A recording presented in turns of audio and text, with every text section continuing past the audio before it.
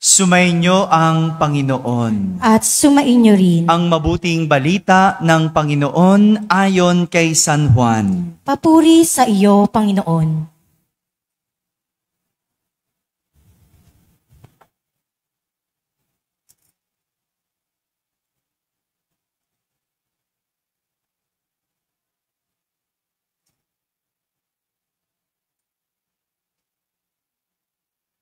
Madilim-dilim pa ng araw ng linggo. Patakbong pumunta si Maria Magdalena kay Simon Pedro at sa alagad na mahal ni Jesus. At sinabi sa kanila, "Kinuha sa libingan ang Panginoon at hindi namin alam kung saan dinala." Kaya't si Pedro at ang nasabing alagad ay nagpunta sa libingan. Kapwa sila tumakbo, ngunit si Pedro ay naunahan ng kasamang alagad. Yumuko ito at sumilip sa loob. Nakita niyang nakalagay ang mga kayong lino, ngunit hindi siya pumasok. Kasunod niyang dumating si Simon Pedro at tuloy-tuloy itong pumasok sa libingan. Nakita niya ang mga kayong lino at ang panyong ibinalot sa ulo. Hindi ito kasama ng mga kayong lino, kundi hiwalay na nakatiklop sa isang tabi. Pumasok din ang alagad na naunang dumating. Nakita niya ito at siya ay naniwala. Mga kapatid, ang mabuting balita ng Panginoon. Pinupuri ka namin, Panginoong Hesukristo. Magsiupo ang lahat at makinig sa homilya.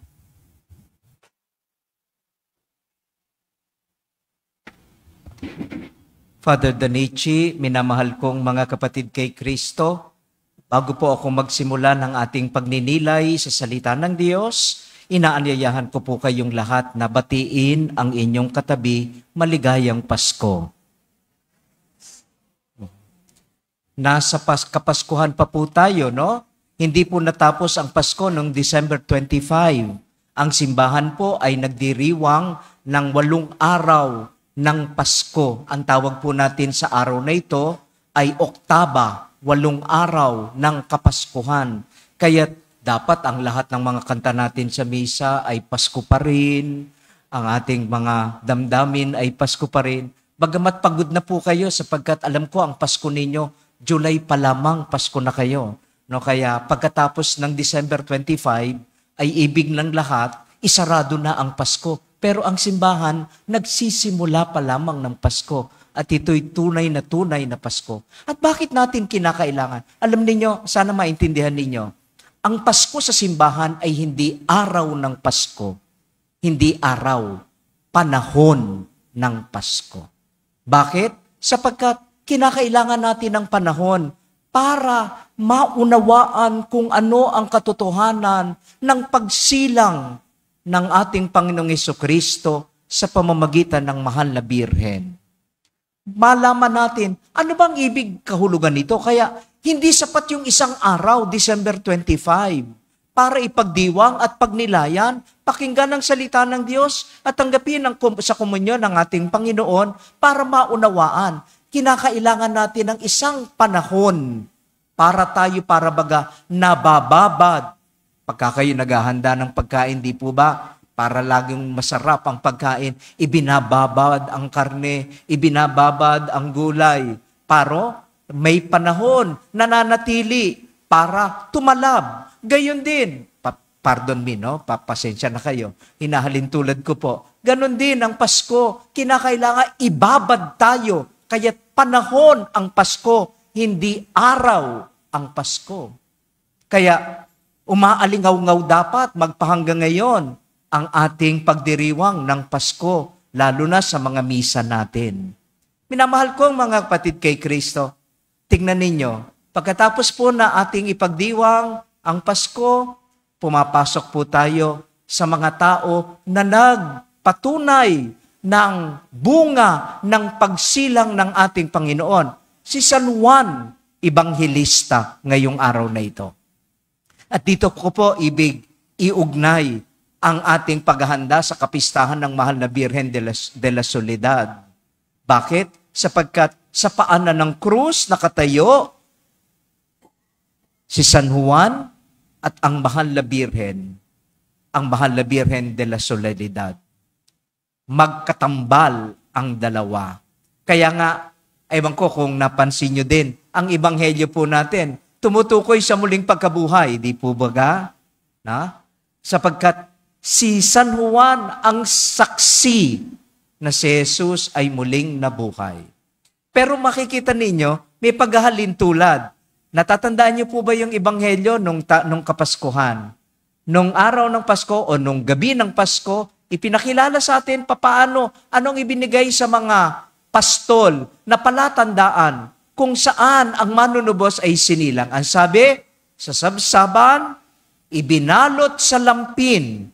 Ngayon, narinig natin, si Jesus ay muling nabuhay. Ano ang palatandaan? Ang palatandaan ay yung kayong lino, lampin. Nung isinilang, lampin. Ngayong muling nabuhay, lampin pa rin. Bagamat kayong lino na, mas malaki sa lampin. Pero, ang ibig sabihin, yung bata sa kawalan, at si Jesus sa kanyang pagpapakasakit. Kaya nga, yung Shroud of Turin, doon nabanaag at doon bumakas ang mga sugat ni Jesus. Nakatiklop na ang kayong lino. Ibig sabihin, natapos na ang paghihirap at si Jesus ay muling nabuhay. Ito ang mga palatandaan. Hindi natin aakalain ano ba naman yung lampin, ano yung kayong lino. Napaka-ordinaryo. Pero mga palatandaan ng kapangyarihan ng Diyos, ng kababaang loob ng Diyos, sa muling pagsilang ng ating Panginoon at sa muling pagkabuhay, ipinakikita ang kababaang loob ng Diyos na gumagawa ng mga kababalaghan at ng kahangahangang bagay para sa atin. Minamahal ko mga kapatid kay Kristo, si San Juan ang nagpatunay kay Kristo na muling nabuhay. At kay San Juan inihabilin ang Mahal na Birhen de la Soledad. Sa Mahal na Birhen, kasama ni San Juan Evangelista, ipinagkatiwala ang Mahal na Birhen at ang Evangelista, ang apostol, ay ipinagkatiwala naman sa Mahal na Birhen. Ngayong tayo'y naghahanda sa kapistahan ng ating Mahal na Birhen de la Soledad. Tayong lahat, inaalala natin na tayong lahat, tulad ni San Juan Evangelista, ay pinagkatiwala sa Mahal na Birhen. Sabi ni Jesus sa krus habang siya'y nakabayubay, masdan mo ang iyong anak. Si San Juan Evangelista ang kumakatawan sa ating lahat. Tayo ang mga minamahal na alagad ni Jesus. Ang taguri kay San Juan Evangelista ay ang minamahal na alagad. Sino tayong lahat? Mga tagasunod ni Jesus, mga minamahal na alagad. Kaya't si San Juan Evangelista ang nakatayo sa paanan ng krus na kumakatawan sa lahat sa atin. Tayong lahat ipinagkatiwala sa Mahal na Birhen. Kaya makikita ninyo, di ba naman, tayong mga Pilipino, lalo na sa bawat yugto ng ating buhay at kasaysayan, makikita natin, nagpapakita at nagpaparamdam ang Mahal na Birhen. Tinutupad ng Mahal na Birhen, siya'y ina ng mga Pilipino na minamahal niya. Dahil tinutupad niya ang habilin ni Jesus, nariyan ang iyong mga anak. Tapat ang Mahal na Birhen sa habilin ni Jesus. Kaya sa bawat yugto, alam ninyo, ang Mahal na Birhen nakatayo sa paanan ng krus sa Kalbaryo. Asa ng Kalbaryo ngayon? Andi dito. Ang bawat altar ay Kalbaryo sapagkat dito natutupad at sumasa ngayon ang pagpapakasakit at pagkamatay ni Kristo. Kapag tayo nagdiriwang ng misa, sinasabi ng pari, sa lamesang ito ang aking katawan, ito ang aking dugo. Ang Kalbaryo ay nasa sa ngayon sa lamesang ito. Kaya't kung nandito ang Kalbaryo, ibig sabihin, nandito din ang mahal na Birhen. Kaya't nakatayo ang mahal na Birhen de la Soledad sa bawat altar ng ating misa. Pero tignan ninyo, may mga kalbaryo din naman tayo sa bawat buhay natin, di ba? Sino sa atin dito ang walang kalbaryo? Walang pinagdadaanang pagbabata ng krus. Kung sa bawat kalbaryo nandoon ang mahal na Birhen, sa kalbaryo ng lahat ng mga nagmamahal at minamahal ni Kristo, nandun din ang mahal na Birhen. Huwag niyong kakalimutan yan. Lalo na kayo dito sa parokya ng ating mahal na Birhen.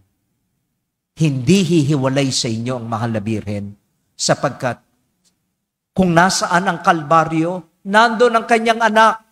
At kung nandoon ang kanyang anak, nandoon din ang mahal na Birhen. At ang minamahal na alagad na ipinagkatiwala sa mahal na Birhen. Tayong lahat, hindi lilisanin ng mahal na Birhen. Kaya't hindi tayo nanghihinawa na tumawag sa Kanya at maranasan ang Kanyang pananatili sa ating buhay. Tapat ang mahal na Birhen, ha?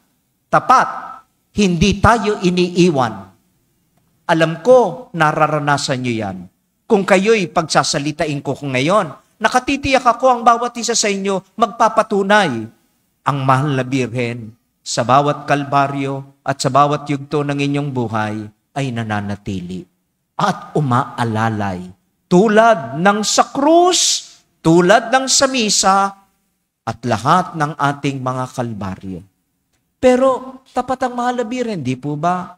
Ang tanong, ang mahal na Birhen, pinaghalibilinan ng ating Panginoon, alagaan ang kanyang mahal na alagad.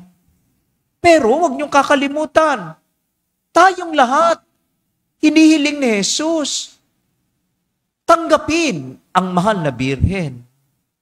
Kaya't ang sabi niya, sa minamahal na alagad, nariyan ang iyong ina.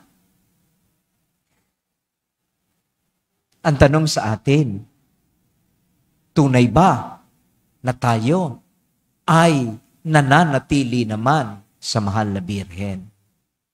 Yun ang tanong. Sinusunod ba natin si Jesus na naghabilin sa atin? Nariyan ang iyong ina.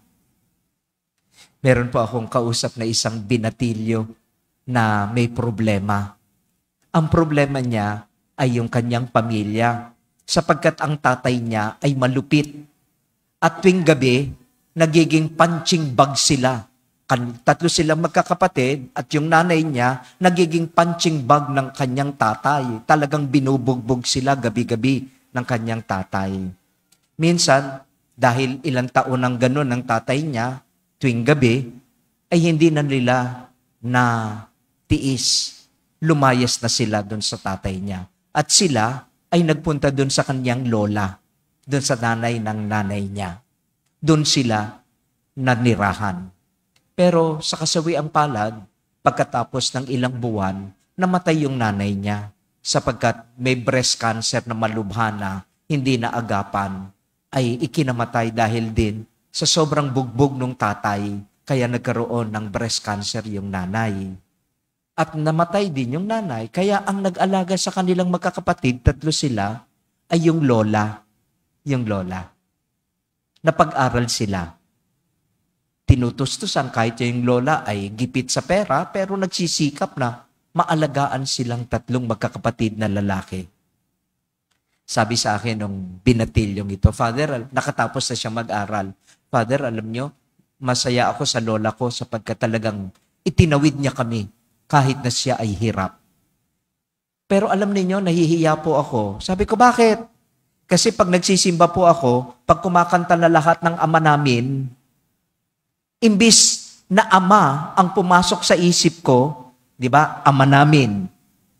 Anong larawang pumapasok sa isip ninyo? Ama namin, mapagkalinga, ganyan, no? Nagbibigay, nagpapatawad. At sabi sa akin itong binatang to, alam niyo, Father, nahihiya po ako pag nagdadasal ng ama namin. Bakit? Kasi ibang larawan ang pumapasok sa isip ko pag nagdadasal ng ama namin. Anong larawan ang pumapasok sa isip mo? Ang lola ko po, siya parang tatay, ama. Bakit?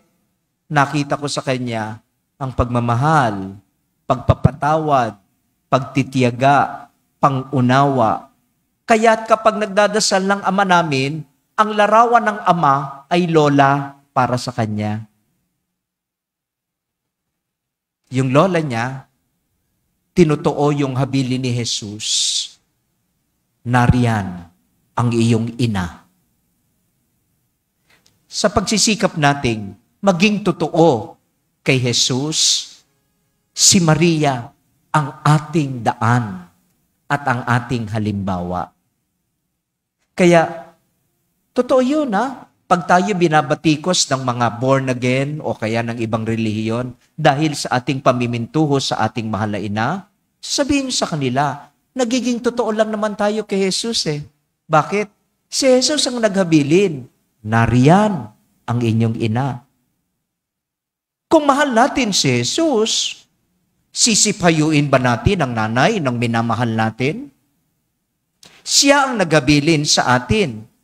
Tanggapin natin si Maria. Kaya't kapag hindi tayo namintuho ng totoo kay Maria, nagtataksil tayo kay Jesus. Nagtataksil tayo kay Jesus. Tapat si Maria, totoo, sa habili ng kanyang anak. Tayo ang kanyang anak, ang katawan ni Kristo. Ang tanong sa atin, tinatanggap ba natin ang totoo si Maria? Sapagkat ang kaligayahan ng ina ay maging katulad niya ang kanyang mga anak. Di ba? Yan, maririnig niyo sa mga nanay, no? Yan, siguro, sa nanay ko, pag sinabi, si Father pala anak ninyo, tuwan-tuwa nanay ko. Kaligayahan ng ina na ang kanyang mga anak ay maging kamukha niya. Sino si Maria? Kilala sa pakikinig sa salita ng Diyos at sa pagtupad sa salita ng Diyos sa pananampalataya. Hilingin natin na ang pagdidibusyon natin sa Mahal na Birhen, maging pagtalima natin sa habili ni Jesus, nariyan ang iyong ina. Maging kamukha natin ang Mahal na Birhen sa pakikinig sa salita ng Diyos at sa pagtupad sa salita ng Diyos. Magsiupo muna po ang lahat. Sa puntong ito, nais ko pong kunin ang pagkakataong ito. Una sa lahat, ang pasalamatan po ang ating punong tagapagdiwang para sa nobena ngayong gabing ito. Siya po ay aking teacher noon sa theology ng liturgy. Walang iba kundi si Reverend Father Genaro Diwa. Palakpakan naman natin. Solidad clap para kay Father Jenny.